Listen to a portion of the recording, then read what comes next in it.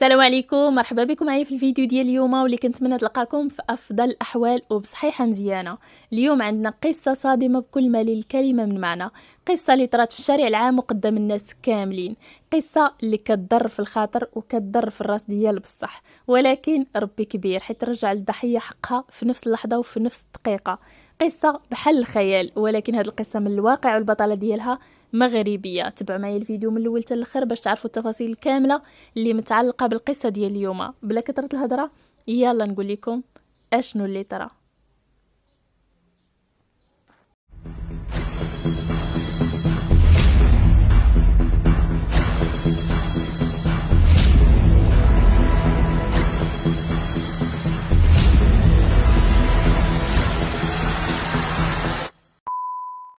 القصه ديال اليوم غتسافر بنا لبريطانيا باش نتعرفوا على ياسمين، واللي كانت معروفه في المحيط ديالها بسميه وفاء. هي مغربيه اصلها من مدينه العريش بالضبط. تزادت ياسمين عام 1978 ولكن كبرات في بريطانيا. ياسمين معروفة بأنها بنت ظريفة بزاف وقلبها بيض، حنينة لواحد درجة كبيرة وكتعامل مزيان مع الناس كاملين. عرفتوا داك النوع اللي غير كيضحك وكيفرق في الطاقة الإيجابية هنا ولهيه. هكا كانت ياسمين واحد البنت اجتماعية بزاف وعندها صحابات كتار، صحابات من مختلف الجنسيات اللي كانوا كيبغيوها بزاف. ياسمين كانت كتهلا فيهم، كتعرض عليهم وتطيب ليهم مأكولات مغربية تقليدية، وكان كيعجبهم الحل بزاف فاش كتعرض عليهم وتبارطاجي معاهم الماكلة ديال بلادها. ياسمين شاركت في عام 2020 في واحد البرنامج ديال الطبخ وهدرات فيه على الخصائص ديال الماكله المغربيه، حيث ياسمين كانت مفتخره بزاف ببلادها وبالاصول ديالها وباي حاجه متعلقه بالمغرب، وكانت كتعرف طيب مزيان بشهاده الناس كاملين بما في ذلك صحاباتها والعائله ديالها اللي كانت كتعجبهم الماكله ديال ياسمين وكيفرحوا بزاف فاش كتوجد لهم شي حاجه زوينه وبنينه وفاش كتعرض عليهم. فهداك النهار تيكون هو النهار الكبير بالنسبه ليهم. ياسمين كانت واحد المراه اللي ناجحه بزاف في حياتها، كتعول غير على ربي وعلى راسها. كانت خدامه مربيه اطفال وفي نفس الوقت كتكمل القرايه ديالها باش تاخذ الماستر ديالها. ياسمين كانت انسانه طموحه بزاف وعندها احلام كبيره. في عمر ديال 23 عام تعرفت ياسمين على اول رجل في حياتها. كانت ياسمين فرحانه معاه بزاف حيت لقات فيه المواصفات ديال فارس احلامها، كانت كتفهم معاه في شحال من حاجه. هادشي علاش بزوج بيهم خداو قرار الزواج، وفعلا تزوجات به ياسمين وعاشوا مع بعضياتهم فرحانين، ورزقهم ربي بجوج ديال الوليدات اللي نوروا حياتهم. كانت ياسمين فرحانه بزاف بوليداتها بزوج واللي ولاو هما حياتها. مع الوقت بدات العلاقه بين ياسمين وراجلها كتبرد شويه بشويه، ما بقاوش كيتفاهموا بحال الاول، ولا بيناتهم ديما لغوات وصداع والمشاكل بسبب وبلا سبب. حاولات ياسمين وراجلها يلقاو حلول باش يصلحوا العلاقه ديالهم، ولكن ما نجحوش في هادشي علاش قرروا يتفارقوا، وفعلا طلقوا بطريقه وديه وبقوا اصدقاء على قبل المصلحه المشتركه ديال وليداتهم. ياسمين من بعد الطلاق عطات وقتها كامل لوليداتها ولخدمتها وصحاباتها. كانت عايشه مرتاحه في الاسلوب ديال حياتها، انسانه ايجابيه ديما كتحاول تكون فرحانه وتخلي اللي حداها فرحانين. واحد السيده اللي ايجابيه لدرجه كبيره وغير كتدور كتفرق في الطاقه الايجابيه. من بعد واحد شويه الوقت تعرفات ياسمين على واحد الراجل امريكي الجنسيه، الاسم ديالو ليون. هاد السيد غير شاف ياسمين طاح على زنافرو، بغاها بزاف وما بقاش قادر يبعد عليها. غرق في الحب ديال ياسمين وغرقها بالهدايا وتهلا فيها. ليون كان كيعامل ياسمين بحال شي اميره، كيتهلا فيها لواحد الدرجه كبيره وكيغرقها بالهدايا الغالين. وحيت هذا النوع ديال المعامله المثاليه كيأثر على اي بنت، فياسمين حتى هي تاثرت بهذا الشيء وبدات كتنجذب ليه شويه بشويه. وليون ما كانش كيخلي ليها الوقت فين تفكر، ديما قريب ليها وكيحاول ياثر عليها ويقنعها بالزواج. وفعلا ياسمين واخا كانت متردده في الاول قبلات الزواج وعاشت مع ليون هي وليداتها، ولكن ما داش بزاف ديال الوقت وبدا كيطيح الماسك على الوجه ديال ليون وتبان الحقيقه المره ديالو. حيت لقات ياسمين ان راجلها انسان نرجسي باغيها تكون ديالو بوحدو، ما بغى يخليها لا تقرا لا تخدم لا تلقى صحاباتها، بغاها تبقى غير جالسه حداه بحال الامانه باش هو يكون راضي ويحس براسو مرتاح. وهذا الشيء بطبيعه الحال ما عجبش ياسمين، حيت كانت انسانه قويه وحتى هي عندها احلام وطموحات باغا تحققهم، ما قبلاتش انه يتحكم فيها بهذه الطريقه المرضيه. اليوم شي مرات فاش كان كيتعصب كيولي بحال الوحش، كيعاير ياسمين واحيانا كيضربها. واخا هكاك حاولات في الاول تحمل وتصبر لعل وعسى يتبدل. وما شكاتش به عند البوليس، ولكن والو، السيد غير ما كيزيد فيه. هاد الشي علاش ومن بعد عامين ديال الصبر على هاد العلاقه المريضه خدات ياسمين قرار طلاق ودفعات الطلب، وبدا المحامي ديالها في الاجراءات. اليوم فاش عرف هاد الخبر ما عجبوش الحال، بقى كيطلب ياسمين التراجع، كيقول ليها بلي كيبغيها وما قادرش يعيش بلا بيها. ولكن ياسمين كانت مصممه على الطلاق، حيت عطاتو شحال من فرصه وعرفات انه حاله ميؤوس منها. وفعلا تم الطلاق ورجعات ياسمين كيف كانت، انسانه ضحوكيه وناشطه والابتسامه ما كتفارقش وجهها.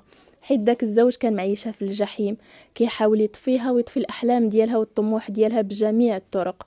وهذا الشيء اللي ما تقبلاتوش ياسمين، وطلقات باش ترجع لحياتها الطبيعيه. ولكن مع الاسف اليوم ما خلاهاش ترتاح في حياتها، كيضل تابعها فين ما مشات، كتلقى حداها كيحاول يقنعها ترجع ليه، كيقول لها بلي كيبغيها بزاف وغادي يحاول يتبدل على قبلها. ولكن هي كانت عارفه ان ديك الهضره ما عندها لا اساس لا راس، حيت فايت سمعتها منه شحال من مره وما عمره ما حاول يتبدل. ياسمين كانت كتفاداه، ولكن هو ما خلاهاش تعيش حياتها هانيه، كيضل يعيط ليها في التليفون، وفين ما تبلوكي نمرته كيدير نمره اخرى وعاود تاني كيعيط ليها. وحتى السكنه جا سكن قريب ليها باش يبقى حاضيها. في الدار ديال ياسمين اكتشفت ياسمين انه كان داير ليها كاميرات مراقبه باش يبقى ديما حاضيها، وهاد الحاجه بوحدها كفيله باش تبين ان هاد الانسان مستحيل يكون نورمال. المهم السيد ما مزاقلش، وخا رفضاتو ياسمين مره وجوج وعشرة، حلف ما يبعد عليها، وبدا كيهددها بالقتل الا ما رجعاتش ليه، ولا معيشها في الرعب. وبدات ياسمين كتخاف منه ديال بصح، وهذا الشيء علاش مشات عند البوليس ودارت به شكايات كثيره. ومع الاسف حاجه وحده اللي داروها البوليس هي انهم جابوه سنه التزام باش ما يعاودش يتعرض ليها. ولكن اليوم خصنا الالتزام ما عمره ما التزم به، حيت ما تبدل والو، وبقى ديما تابع ياسمين ليل ونهار، فين ما دارت كتلقاه كيدور بجنابها. دازت الايام على هاد الحال وياسمين كتعاني، حتى تلاقات بواحد السيد الاسم ديالو جوزيف، واللي كان انسان معقول بزاف وظريف ومؤدب لواحد الدرجه كبيره. جوزيف تغرم بياسمين بزاف، وكان كيقول عليها انها الحب ديال حياته، كان كيحترمها وكيحترم الطموح ديالها والاحلام ديالها، كان كيبغيها حب بدون انانيه، كيبغي ليها الخير كيف ما كيبغيه لراسو، وبغي يشوفها فرحانه وناجحه في حياتها، ماشي باغي يخليها طافيه ودابله وفاشله في حياتها بحال كيف كان داير معها ليا. جوزيف طلب الزواج من ياسمين، وفعلا تزوجوا وعاشوا مجموعين هي وياه والوليدات ديالها. ياسمين كانت فرحانه بزاف من بعد ما تزوجات بجوزيف، وتمنات ان هذا الزواج يهنيها من ليون والتصرفات الحمقى ديالو. ولكن مع الاسف ياسمين كانت غالطه، حيت ليون فسق الخبار بان ياسمين تزوجات ما عجبوش الحال نهائيا، وعاد مازال تعصب وجعر، وبقى ديما تابعها وكيراقبها. ليون عاد ما زاد في التهديدات ديالو، ولا غير كيدور ويقلب على ياسمين باش ينتقم منها. نهار 4 في شهر 1 2022 صدرت مذكرة بحث في حق ليون بتهمة خرق الالتزام اللي سنى عليه ديال عدم التعرض لياسمين حيت ما احترموش، وبقى ديما كيتعرض ليها. وهكذا بداو البوليس كيقلبوا عليه. نهار 24 في شهر 1 2022 داك النهار خرجت ياسمين بوحدها، كان نهار الاثنين، خرجت مع 9 ديال الصباح، كانت بوحدها حيت راجلها بقى في الدار. ياسمين كانت غاده ما عليها ما بها، اتى لقات حداها ليون واقف عليها وهاز موس كبير. ياسمين تصدمات وما عرفت مسكينه باش تبلات، حاولت تهرب ولكن ليون شدها وبقى كيطعن فيها بلا رحمه بلا شفقه، وهي كتغوت وكتطلب يحبس، ولكن والو، طيحها الارض وكمل الطعن ديالها. الناس حاولوا يتدخلوا ولكن ليون هددهم بانه اللي غادي يقرب غادي يقتلو حتى هو. في نفس داك الوقت كان واحد الراجل غادي للخدمه ديالو، وفاش شاف داك المنظر اللي كيخلع ديال ليون هو كيطعن في ياسمين بالموس، الراجل كان راكب على الطوموبيل ديالو وكسير الجهه ديال ليون باش يخلعو باش يطلق ياسمين، ولكن ليون طاح، وهكذا دازت عليه الطوموبيل. وهكذا كان رد الاعتبار ديال ياسمين، حيت العداله الالهيه تحققت في نفس اللحظه. هاد السيد اللي حاول يعتق ياسمين مسلم، الاصل ديالو من الشيشان وسميتو ابراهيم، تصدم فاش شاف ياسمين غارقه في دميتها وليون كيطعنها بديك الطريقه. هادشي علاش حاول مسكين يتدخل باش هكا يخلع ليون يتراجع ويقدر ينقذ ياسمين، ولكن النتيجه كانت مختلفه، حيت فاش كسيره جاء جهه ليون اللي حتى هو طاح الارض ومات. ابراهيم فاش شاف هذا المنظر تخلع بزاف، ولكن الناس حاولوا يهدنوه حيت النيه ديالو كانت حسنه، كان باغي غير يغير داك المنكر اللي كيشوف وينقذ ديك السيده اللي كتموت بديك الطريقه الوحشيه بلا حتى شي سبب. وفعلا فاش جاو سيارة الإسعاف تأكدوا من الوفاة ديال ليا وكذلك الوفاة ديال ياسمين اللي علنوا الوفاة ديالها عن عمر يناهز 43 سنة، واللي خلات موراها جوج وليدات، واحد عنده 18 عام وواحد آخر عنده 16 عام. مع الأسف البوليس اعتقلوا إبراهيم واتهموه بالقتل العمد، ولكن الناس كاملين تعاطفوا معاه وشهدوا لصالحه على أساس أنه بطل حاول يتدخل باش ينقذ واحد السيدة اللي كتموت في الشارع العام بطريقة وحشية، وطرى اللي طرى. والآلاف ديال الناس نوع عريضة وطالبوا بإطلاق سراح إبراهيم وإعلان البراءة ديالو، حيت هو حاول غير ينقذ ياسمين وما كانش باغي يقتل ليون نهائيا، حيت ما كيعرفوش أصلا.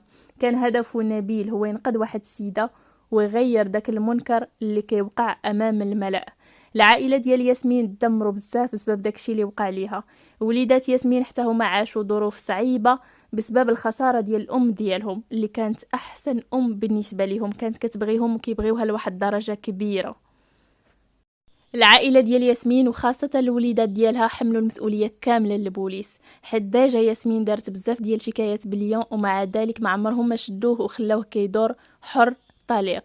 جوزيف راجل ياسمين حتى هو عاش ظروف صعيبه بسبب الخساره ديال ياسمين، حيت كيقول بانه خسر الحب ديال حياته اللي كان كيبغيها بزاف. بخصوص ابراهيم، من بعد ما سالوا البوليس التحقيق ديالهم وعرفوا انه غير كان دايز تما داك النهار بشكل عادي وما عنده حتى علاقه بليون، اعلنوا البراءه ديالو وطلقوا السراح ديالو بكفاله واعتبروه شاهد وماشي متهم. القصه ديال اليوم كتضر في الخاطر بزاف، حيت الضحيه ما كان عندها حتى ذنبها الوحيد انها طاحت في انسان مريض ونرجسي واناني بغاها تبقى عايشه معاه وحاضره راسها وتخلى على جميع الاحلام ديالها، وإلا قالت لا كيوريها الويل. وحتى مور طلاق ما تقبلش ان السيده تعيش حياتها بحال الناس وقتلها بابشع طريقه قدام الناس كاملين. ولكن الحمد لله حيت العداله الالهيه تحققت في نفس اللحظه وخدا الجزاء ديالو. القصه ديال اليوم كتضر في الخاطر بزاف، كنتمنى انكم تستافدوا منها وتاخذوا العبره اللي فيها وتعرفوا باللي ماشي كاع الناس مزيانين وكاينين الناس اللي مرض وما كيبغيوش يشوفوا الناس فرحانين. وهكذا كنكون وصلنا لنهايه القصه ديال اليوم. نشوفكم ان شاء الله في فيديو جديده ومع قصه جديده. تهلاو لي فراسكم بزاف وخاصه في الصحيحه وتبقوا على خير.